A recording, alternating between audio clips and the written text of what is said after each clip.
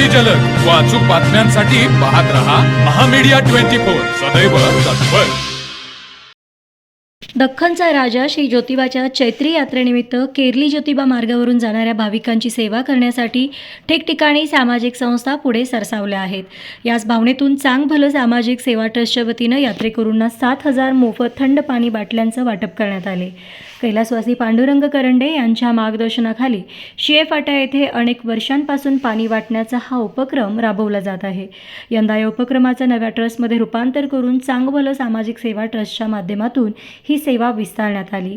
सकाळी 8 वाजेपासून ते दुपारपर्यंत ही सेवा अविरतपणे सुरू होती। कार्यक्रमाची सुरुवात ज्योतिबा देवाच्या प्रतिमेचे पूजन करून करण्यात आली। ट्रस्टचे अध्यक्ष आणि उपाध्यक्ष यांच्या हस्ते या वाटप मोहिमेचे उद्घाटन झाले।